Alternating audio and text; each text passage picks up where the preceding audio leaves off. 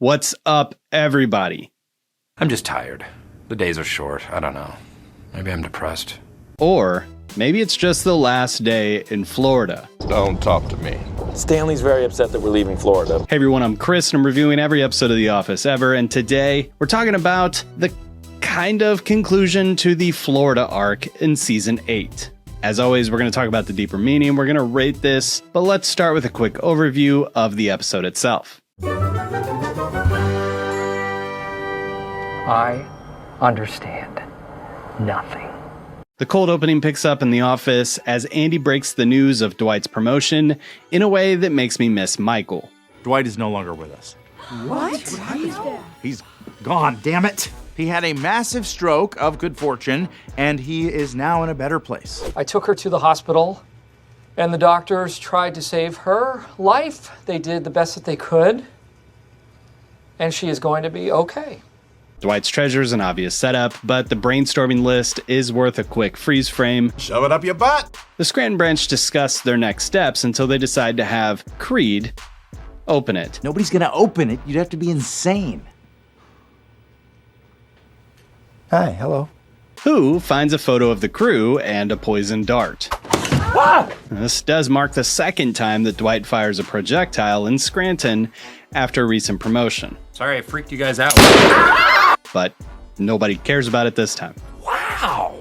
So much so, I don't even remember this cold opening. Now, in this very packed episode of The Office, we have 3 plot lines converging into one story, so let's handle them one by one. First up, we have the cookie selling standoff, which pits Daryl against Toby in order to sell the most amount of cookies to the office.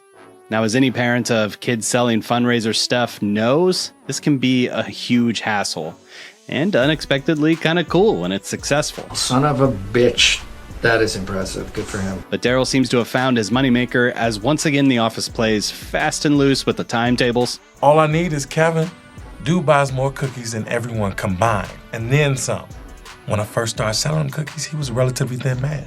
Maybe some spaghetti. Okay, Kevin, you can take off that thing, okay? Come to think of it, Toby says this, Sasha's first year in the troops and I'm selling cookies for her. but doesn't he say something about his daughter and Scout cookies back in stress relief? Want to order some Girl Scout cookies from my daughter? Girl Scouts? I don't know. I think it's kind of dangerous to teach young girls self-esteem and leadership skills. So yeah, Toby's either trying a new sales approach, assuming nobody pays attention to anything he does anyway, Me? or the writers didn't expect us to be this pedantic when viewing the series. At any rate, the battle commences over Kevin, who's thriving in all this newfound attention. I want to be wined and dined at 69. Oh. Metaphorically 69, perverts.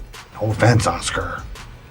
Who begins to force the salesman to work for his cash. The plotline sees the duo start and stop several times on their journey of submerging their dignity to new depths for a sale. This is Alex. And this is Sam. Kevin can't come to the phone right now. Now people will think I'm doing hot girls all day. I don't know, man. They might think we're drag queens. Once the two men bind together to put a stop to Kevin's cookie conundrum, the script flips on Chumbo, and he begins lowering his standards to earn back their salesmanship. I'm even going to kiss Meredith. That's what...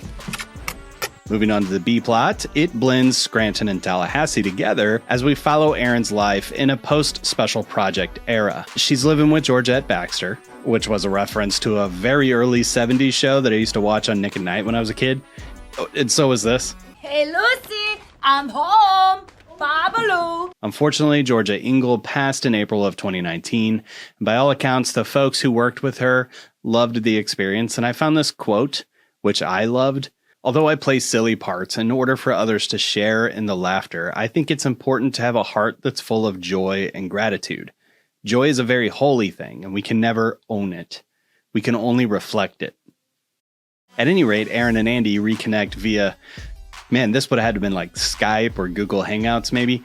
Crazy to think that Zoom was not even known before the pandemic, but the conversation starts and such an uncomfortable flirtation between the two that we've come to expect over the years. Yes, this is too tan. This right here. No. This is a tan spot. I don't buy it. That is a freckle. But she drops the bomb that she's not coming back to Scranton, which sends Andy spiraling. And seeing Jim and Pam reconnect at the end of the A-plot makes him abandon all sense. I'm going to Florida to get Aaron. Not even stopping to break up with Jessica. He does stop to deal with some stuff. Slow computer. Which is going to come up in the next episode. But the A-plot in this one, we see Dwight drunk with power, based on his successful launch of the Sabre store, his newfound promotion, and life in view beyond Schrute Farms and Scranton alike. You think you're excited? You should feel my nipples. Jim describes him as... It's like he's been bitten by a radioactive Dwight. Which is a great touch. I love that line. But Jim quickly finds out that Robert's plan was to tank the Sabre store to the board this entire time. Now, I read this interaction between the two of them behind the golf cart as Robert's goal was to appoint these idiots to botch the execution of the store and thus flub the landing, making it easy to fire everyone involved, burying the ashes of the Sabre store along with Chuck in the rubble. And then he can wash his hands of the whole thing. Why go through all this in the first place if he's the CEO? I couldn't just kill the project from the start. Joe Bennett endorsed it. So I guess he's not the CEO, or maybe she has some sort of controlling seat on the board? Nonetheless, the jig is up and the Sabre store leadership is being set up to fail. Jim attempts to warn Dwight, with the determination of someone who just doesn't really want to get involved. That is until Pam urges him to do more, and more is what Jim does. I have a date with Destiny, and from what I hear, she's a... And we get a fantastic fight scene. A fight scene the likes of which we have not seen since season 2. Michael! Open your mouth! No, Michael! Unless you can come up with something else here, mechanic. When's the last time you saw a damn bear in Scranton? Last year, idiot! Dwight. Yes, I kicked the back of my neck. Oh my God. Mom, I gotta go. One of my friends is getting beaten up by some girls. And so the fight plays out. And while physical comedy may not be either of these guys' forte, especially at this point in their career, I have always found this sequence quite charming and fun, albeit obviously a little nonsensical. And Dwight wins the bout. Eat it, Jack Ryan. But he enters the boardroom in time to hear Robert California tear Nellie and Dwight's replacement down. I don't see Dwight. He clearly had the infinite wisdom to stay as far away from this clown show as possible. And this leads to a class moment. Do not blame Todd Packer. Blame his upbringing. And that's about the time we need to dive into the deeper meaning.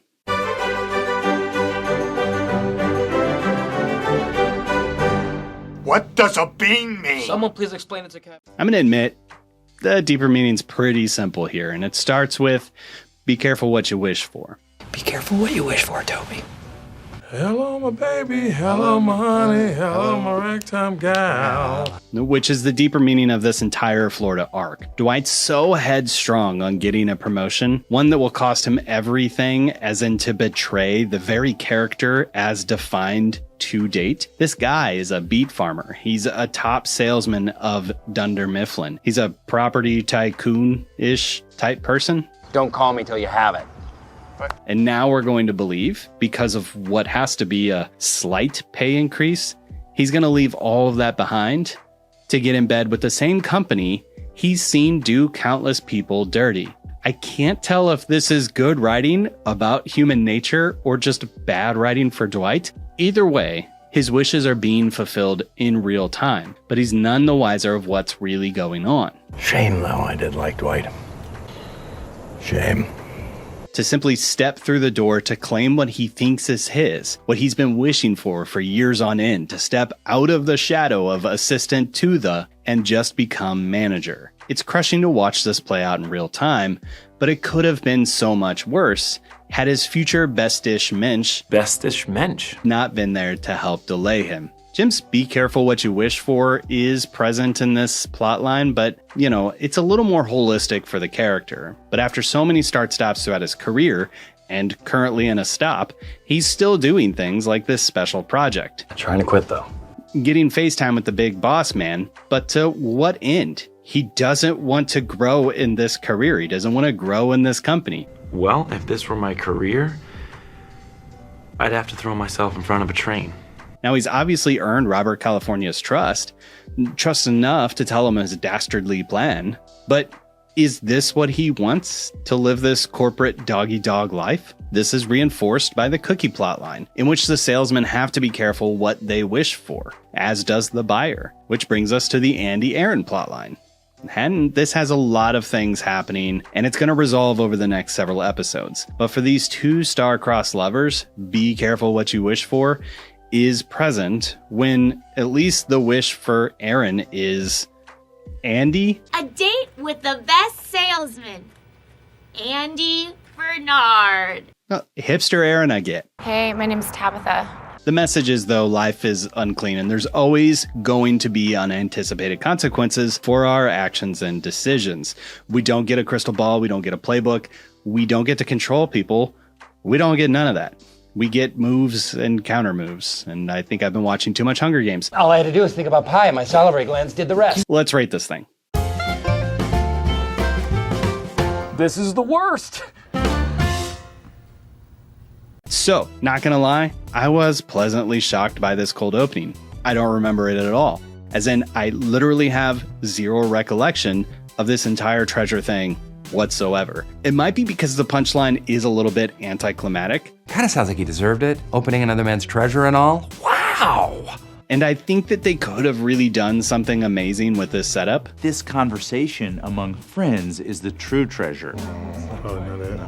I am dying to know what's in there. But either way, serving as a cold opening, like setup is what is vital, and it works here because the imagination runs wild, more wild than the Office's brainstorming list, and that always leads to some fun. So 3 out of 5 from me. That's so sweet. As for the episode, and like and subscribe, by the way. Oh, and I have a Patreon if anybody wants to join. Helps me pay for the editors, and I can't control views and ad revenue and all of the stuff like that, especially when it comes to the new year. So, you know, it helps. But if you can't give, totally understand. Don't want to give, totally understand. You're dead to me, but totally understand.